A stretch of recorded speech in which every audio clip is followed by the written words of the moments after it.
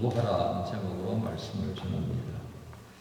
이제 앞서 바울은 유대인들로부터 고발을 당합니다. 여러분 아시는 바처럼 전염병 같은 자, 이런 비난과 또 유대인 공동체를 파괴하는 소요케하는 자 이렇게 봤고요. 그 다음에 이단의 우두머리로 성전을 더럽히는 자로 이렇게 비난받으면서 고발을 당했습니다. 자, 이제 바울은 자신의 스스로를 변론할 수 있는 기회를 총독 벨릭스로부터 받아서 이제 변명을 시작합니다. 자기 변호를 하게 되는 것이었습니다. 그는 여러 가지 말을 했습니다만 그의 변호는 이렇게 요약할 수 있겠습니다. 나는 양심에 거리낌 없이 살았습니다. 이렇게 할 수 있겠습니다. 여러분, 우리가 여기서 좀 주목해야 될 것이 있는데요. 양심이라고 하는 겁니다. 양심. 양심에 대한 굉장히 많은 설명들이 있어요. 사전적 정의로 보면 이런 겁니다. 우리의 어떤 생각, 행동, 성격 이런 것들로 표현되어지는 도덕적 의식이 있다는 거예요. 그게 이제 도덕적 의무감과 결부되어져서 나타나는 어떤 의식의 한 형태, 이게 양심이다. 여러분 이해가 됐어요 지금? 네? 이해가 돼요? 사전적 정의라는 게 원래 그런 거 이게. 근데 이제 재미있는 설명이 하나 있습니다. 누가 그 양심에게 이렇게 묻습니다. 양심아, 너는 도대체 무슨 역할을 하는 거야? 이렇게 물으니까 양심이 대답하기를 나는 사람들이 기분 좋게 여기는 것을 불편하게 여기도록 만들어. 사람들이 기분 좋다고 그럴 때 양심이 작동하면 그 기분 좋았던 것이 갑자기 어떻게 변한다고요? 불편하게 만든다. 자, 여기까지 되니까 양심이 조금 그래도 쉽게 이해가 되죠? 이제 조금 더 나은 이해를 위해서 실제 예를 한번 들어보겠습니다. 어저께 있었던 일이 어저께 제가 시내에 외출을 했습니다. 아내와 함께. 아들이 밥 사준다고 해서 나갔어요. 자, 그런데 먼 곳에다가 이제 차를 주차해놓고 이동하는데 꾀가 살 났어요. 그래서 어떻게 할게요? 전철을 탔습니다. 슈바르트 카르텔과 함께. 그거 타니까 어때요? 약간 긴장도 되고, 긴장도 되면서 또 스릴이 있잖아요. 스릴이 이게. 본래 그런 거예요. 나쁜 짓 하면 긴장감도 올라가면서 스릴도 있는 거예요. 이것 때문에 이제 안 해도 될 일을 사람들이 한 번씩 합니다. 그래서 저는 이제 좀 즐기고 있는데 제 아내는 이게 이제 안절부절 하는 거예요. 왜냐하면 요즘 슈바르트 카르텔로 걸리면 어떻게 돼요? 한 60유로 내나요? 70유로 내나요? 이게 벌금이 세졌습니다. 그러니까 빨리 내리자고. 그래서 결국 한 정거장밖에 못 탔어요. 여기에 바로 양심이 등장한 겁니다. 스릴이 있고, 또 일탈을 통한 약간의 즐거움도 있잖아요. 그런데 그게 지속 못 되도록 계속 힘들게 만드는 그 작용, 그게 바로 뭐예요? 양심인 겁니다. 제 아내에게는 양심이 조금 더 활발하게 움직였고 제 속에는 양심이 조금 둔하게 움직였다는 그 차이밖에 없어요. 이게 양심이라는 겁니다. 양심. 자, 하이니는요, 이 양심에 대해서 좀 이렇게 있어 보이는 말을 합니다. 뭐라고 그러냐면, 인간을 비추는 유일한 등불은 이성이다. 근데 삶의 어두운 길을 인도하는 유일한 지팡이는 양심이다. 이렇게 합니다. 이성은 등불이라고 하면 지팡이는 양심의 역할을 한다. 이렇게 하면서 우리로 하여금 뭐가 있으면 더 좋겠다는 얘기입니까? 이성과 양심이 함께 있으면 참 좋겠다는 것을 하이네라고 이 독일의 유명한 시인이 말을 합니다. 우리는 여기 이 여러 가지 설명을 통해서 양심이라는 것들을 좀 파악할 수 있었습니다. 그렇다면 오늘 바울이 말하는 이 양심이라는 것, 나는 양심에 거리낌 없이 살아왔습니다라고 할 때 이 양심은 도대체 어디서 나오는 겁니까? 양심은 훈련되어진 그 무엇에서부터 나오는 것 같다 싶어져, 그죠? 뭐 또 여러 가지 설명이 있습니다. 그걸 다 하나로 모아서 우리는 이렇게 표현합시다.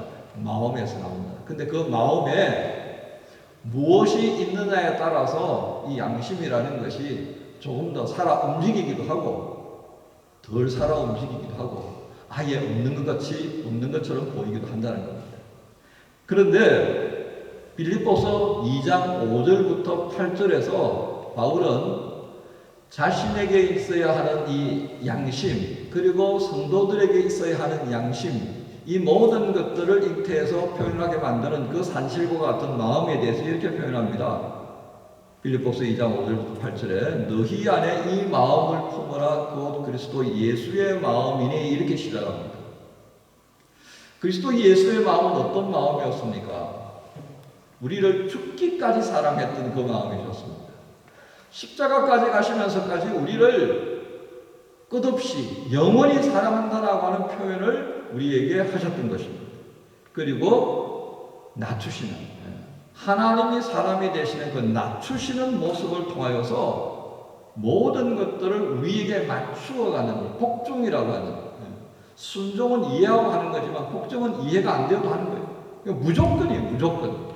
예수께서 우리에게 보여주셨던 것은 무조건이었습니다. 조건이 없는 거예요. 그게 바로 복종이라는 것을 표현되었습니다.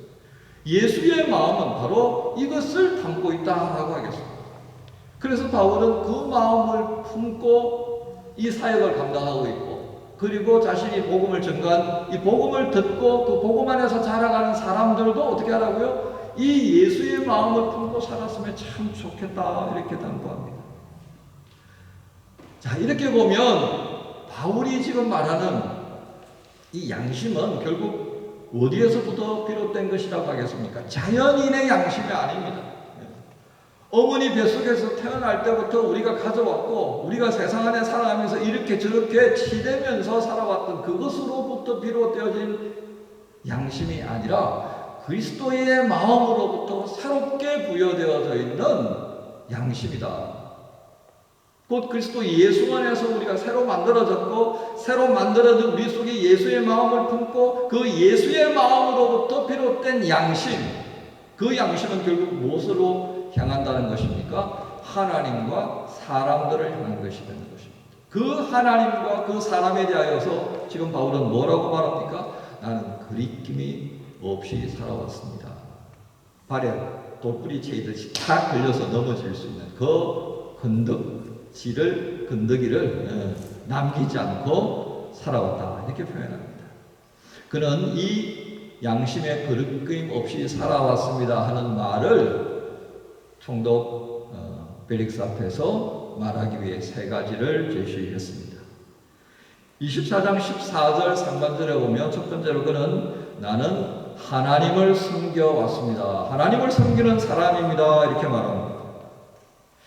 자, 이게 왜 중요합니까? 바울은 지금 어떤 제목으로 고발을 당했습니까? 이단이다. 그래서 이단이다. 그 이단의 지향점은 뭐겠습니까? 유대인들이 말하는 이단이라고 하는 것은 하나님을 섬기지 못하도록 만드는 것이었어요. 그런데 오늘 바울은 뭐라고 그러죠? 아니다. 내가 가르치고 있는 도, 내가 가르침을 받은 이 도는 그게 아니다. 나는 조상들이 섬기는 그 하나님을 섬겨왔고 지금도 섬기는 것입니다. 동일하다고 하는 것을 말하는 것입니다. 바울이 결코 이단이 아니라는 것을 길게 설명한 것이 아니라 나는 유대인들이 섬기는 그 조상의 하나님, 나도 함께 섬기고 있습니다 라고 말한 것입니다.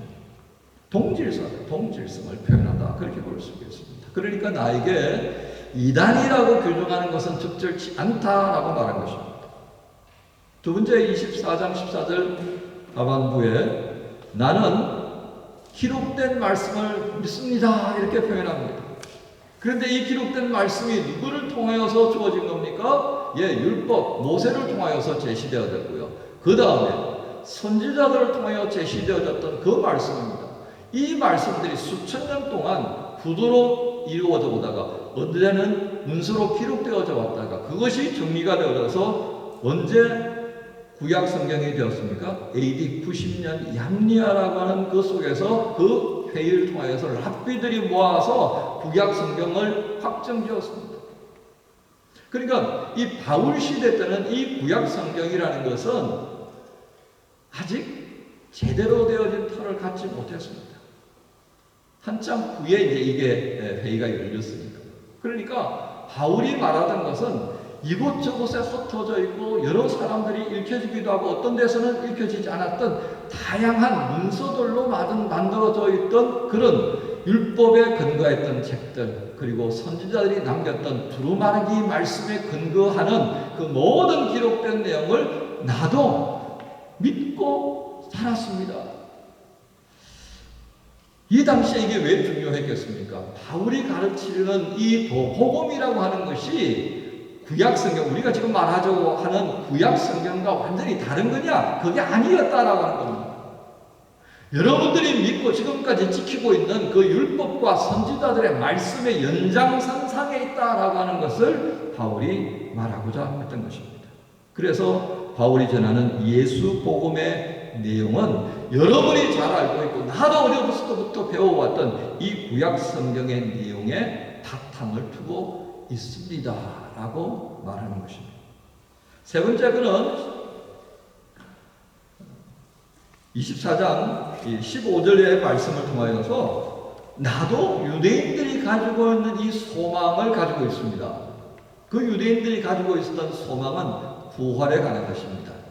물론 이 바울 시대에 이 부활에 대한 인식의 차이를 보이는 두 그룹이 있었던 것이 사실입니다. 예배를 중심으로 제사를 잘 드려야 된다라고 생각했던 사두개파 사람들에게는 이 신비한 부활에 대한 내용들을 거부했던 것입니다. 그래서 이 바리새파 출신이었던 바울은 바리새파의 전통을 따라서 천사에 대한 이해 또 부활에 대한 이해를 함께 공유하고 있었기 때문에 그는 백성들 속에 광범위하게 퍼져 있었던 이 사두개파 사람들의 교리를 그대로 가지고 있었고 그 교리가 익숙하기 때문에 그리스도 예수의 제자들을 통해서 증거되어졌던 이 부활에 대한 이해도 별 어려움 없이 이해해내고 더 발전시킬 수가 있었습니다. 그런데 바울의 복음을 다르게 또 표현한다면 부활신앙이다. 바울이 전했던 복음은 바로 부활에 관한 것이다 라고도 정리할 수 있겠습니다. 자, 그런 관점에서 우리가 가지고 있는 이 부활에 관한 모든 것들은 지금 유대 공동체 안에서 가지고 있는 백성들이 많이 알고 있고 그것을 또 가르치고 있는 바리새인들의 신학적 전통에 비추어 봤을 때 전혀 다른 것이 아니다라고 했다는 것입니다. 그래서 나중에 막 논쟁이 붙을 때는요, 바리새인들이 바울을 또 지지하기도 합니다. 저건 뭐라고 그랬어요? 동지다, 그죠? 그러니까 바리새파 사람들이 은연중에 자신들도 모르게 이 바울을 지지하는 그런 대열에 합류하기도 하는 것이었습니다. 자, 이렇게 바울의 세 가지 변론을 통하여서 그는 내가 하는 이 모든 것은 이단이 아닙니다 라고 하는 것을 빌립 총독에게 말하고자 하였습니다. 여기에 플러스 알파가 있습니다. 그게 뭐였습니까? 내가 이 모든 것들을 말하였음에 내가 하나님과 사람 앞에서 양심에 거리낌이 없습니다. 그 말은 뭐예요? 나 거짓말한 것 아닙니다. 우리말로 표현한 거예요. 내가 이 말한 모든 것에 대해서 하나님이 아시고 사람들이 알고 있습니다. 이제 이렇게 한 거예요. 자, 이 변론을 듣던 벨리스 총독이 어떤 생각을 했을까요? 총독으로 오게 되면요, 사실은 그 유대 사회 안에서 이루어지는 여러 가지 것에 대해서 자세하게 브리핑을 받습니다. 그리고 지금 바울이 왜 자신이 이끌어가는 재판정에 섰는지도 그는 브리핑을 통해서 다 알고 있었을 것입니다. 판단의 몫이 주어져 있는 총독은 아무리 생각을 해봐도 이 바울이 뭘 잘못했는지를 찾아볼 수가 없었습니다. 그래서 석방을 해야 할 텐데, 또 석방하면요, 이 대제사장들의 어떤 정치적 영향력도 무시하지 못하니까 이게 복잡해지는 거예요. 당시의 총독들은요, 자기가 관할하고 있는 지역에 소요 사태가 일어나면 황제로부터 이 추궁을 받습니다. 그래서 소환되어져 가면요, 아주 가혹한 처벌을 받는 게 일상이었습니다. 자기가 다스리고 있던 총독지 관할 영역이 조용하면요, 이제 본국으로 돌아가서 성찰하게, 성진하게 되는데 이게 겁이 나는 거예요. 그러니까 가능하면 소란하지 못하도록 만드는 것이 총독의 주 역할이었습니다. 그러니까 다음 총독 베스터가 올 때까지 그냥 붙들어두고 말았습니다. 죄가 없다는 게 분명해짐에도 불구하고요. 이제 우리 생각을 좀 정리해 보십시다. 우리가 보았을 때 바울이 말했던 이 내용들, 그리고 그럼에도 불구하고 고발했던 이 유대인들의 어떤 지적점, 주님께서는 왜 우리에게 이 같은 장면들을 사도행전을 통해서 보게 하실까요? 그리고 바울은 왜 이 장면에서 나는 양심에 거리낌이 없이 살았습니다 라고 하는 것으로 자기의 중요한 변론의 포인트를 찍었겠습니다. 이 뒤에 나타나는 내용들은요, 자기가 어떻게 해서 이런 일을 하게 됐는가에 대한 부연 설명입니다. 그는 이미 16절까지 자기의 중요한 이 복음의 핵심적인 내용들을 이미 설명을 합니다. 주님께서는 우리에게 이 바울을 통해서 무엇을 말씀하시려는 것일까요? 오늘 이 장면을 통해서 우리는 이 세상에 있는 교회의 모습들을 생각하게 됩니다. 여러분, 교회가 어떻습니까? 성도들이 어떻습니까? 교회와 성도들은 끊임없이 세상으로부터 판단받는 자리에 서 있습니다. 뭐 잘하면 잘하는 대로, 못하면 못하는 대로, 그죠? 못하면 난리가 나고, 잘하면 그냥 가만히 내버려 둘 때도 있습니다. 이 사실은요, 초대교회 때로부터 시작해서 지금까지 하나도 변함없이 지속되는 상황입니다. 이상한 것을 전한다, 세상을 소란스럽게 한다, 허황된 생각을 하도록 사람들을 헛갈리게 만든다, 목사들의 감언 이슬에 속지 마라, 부활이 어딨냐, 네가 봤냐, 천국과 지옥 다 부실한 사람들의 마음이 허해서 만들어진 거다, 믿을 수가 없어, 증명해봐라. 이것이 세상이 교회와 성도들을 향해서 하는 말들입니다. 오늘 본문의 말씀은 이러한 비난에 대하여 우리가 어떻게 해야 할까 고민하는 그 시점에 주시는 말씀이라 하겠습니다. 우리가 오늘 이 말씀 안에서 주목해야 될 부분들이 있다면, 바울이 초대교회를 향해서 권면했던 곧 너희 안에 예수의 마음을 품으라고 했다고 하는 사실입니다. 그 예수의 마음을 품고 그 마음에서 나오는 양심을 따라 하나님과 사람 앞에서 거리낌 없이 살아가기 위하여서 내가 애썼던 것처럼 여러분들도 그리해야 합니다 라고 말하는 것입니다. 바울이 품었던 예수의 마음, 그 예수의 마음을 따라서 양심에 거리낌 없이 살았다고 하던 그의 삶의 흔적은 무엇을 우리에게 보여줍니까? 그는 결코 복음을 증거하면서 사사로운 이익을 추구하지 않았습니다. 그는 자신의 생활을 위해서 스스로 돈을 벌려고 애썼던 사람이었습니다. 많이 벌면 많이 버는 대로, 적으면 적은 대로 그는 그것을 통하여서 사역을 감당했었습니다. 그리고 로마서 마지막 16장을 보면 그 이외에 그의 사역을 위해서 함께 헌신했던 수많은 사람들의 이름을 나열하고 있습니다. 곧 그 말은 뭐예요? 자신이 수고했던 그 생활비로 충당 안 되는 많은 부분들을 또 다른 동역자들을 통하여서 그렇게 감당하면서 해왔다는 것입니다. 그리고 교회에 해가 되지 않도록 그는 무척이나 애를 쓰면서 그의 삶을 감당해 왔었습니다. 또한 자신의 개인적 열심에 도취되어져서 하나님에 앞서가지 않았었습니다. 소아시아 북쪽으로 선교에 열정을 품고 나아갈 때 성령께서 만류합니다. 아니 도대체 어떻게 하라는 겁니까? 라고 했을 때 그의 꿈에 환상이 나타나죠. 마게도냐 사람이 나타나서 와서 우리를 도우라. 그 환상을 보고 성령의 원하심이 이것인가 보다. 자신의 계획을 다 내려놓고 그는 성령의 인도하심을 따라 마게도니아로 건너갑니다. 억울하게 매맞고 감옥에 갇혔던 빌립보에서의 사건을 여러분 기억할 겁니다. 그 힘겨움을 기도와 찬양으로 감당해냈습니다. 모두가 예루살렘으로 가지 말라고, 당신 지금 가면 개죽음 당한다. 아니 성령도 말이지 당신 가면 꽁꽁꽁꽁 묶여서 이렇게 옴짝달싹 못하고 비참하게 될 거라고 이야기를 하지 않았냐고.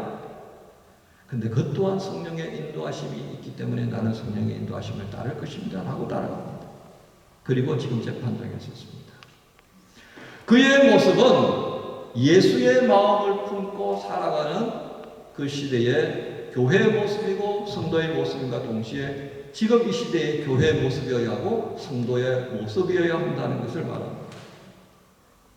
곧 교회와 성도의 삶은 하나님을 섬기고 기록된 말씀을 믿으며 영원한 부활의 소망 안에서 살아가는 것입니다. 이것이 바로 하나님과 사람 앞에서 그리낌이 없는 교회의 모습이 되는 것이고 성도의 모습이 되는 겁니다.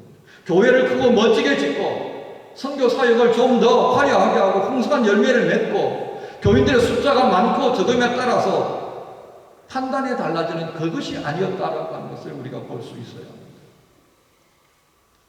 우리 안에서 이미 그것이 하나님 앞에서 어떻게 비춰지고 있는가를 너무도 분명하게 구명해내는 것이 내 안에 있다라고 하는 것을 바울이 말합니다. 그게 바로 그리스도 예수의 마음으로부터 비롯되어지는 양심이었습니다.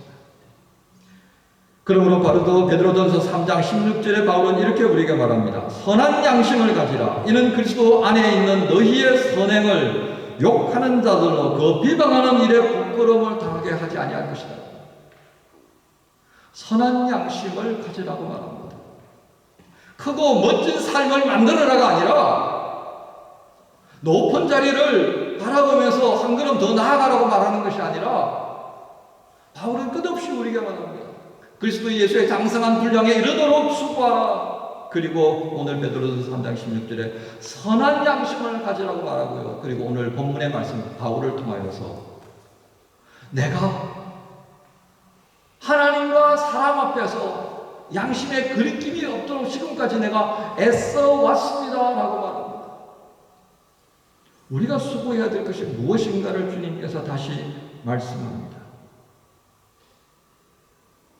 만약 내 안에서 나를 불편하게 만드는 양심으로 인해 힘들어지고 있다면 내게는 그리스도 예수의 마음으로 채워진 것과는 다른 것들이 내 안에 지금 채워지고 있다라고 하겠습니다. 하나님이 기대하시는 수고의 방향, 목적이 다시금 진단해야 할 것입니다. 진단되어져야 할 것입니다. 여러분 이제 뜨겁고 갈증나던 여름이 지나고요. 좀 시원한 계절이 되었습니다. 숨 좀 쉴만하죠, 그죠? 예. 다우 계쇼스에 사는 친구들은 굉장히 더웠던 여름이었을 겁니다. 예.